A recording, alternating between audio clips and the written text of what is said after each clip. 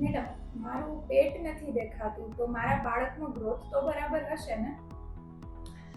સામાન્ય રીતે લોકો એવું માનતા હોય છે કે જેમ પેટ વધારે નીકળેલું હોય એમ બાળક વધારે તંદુરસ્ત હોય છે. But foetal growth can not be judged only by abdominal size. દરેક ફિમેલનું શરીર અલગ અલગ હોય છે. પેટની સાઇઝ અને પેટનો શેપ છે એ ઘણા ફેક્ટર્સ પર આધાર રાખે છે, જેમ કે મધરનું બોડી સ્ટ્રક્ચર, પેટના મસલ્સનો ટોન, બાળક ફરતેના એમનિયોટિક ફ્લુઇડનું લેવલ, બાળકની પોઝિશન વગેરે.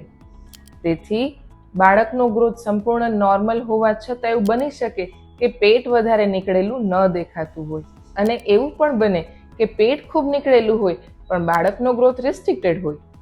તેથી પ્રેગ્નન્સીનો ગ્રોથ, બાળકનો ગ્રોથ જજ કરવા માટે ફક્ત પેટની સાઇઝ પર આધાર રાખવાને બદલે regular antenatal checkups, ultrasonographic monitoring, foetal growth monitoring તેના પર આધાર રાખવો ખૂબ જ મહત્વનું છે. Thank you.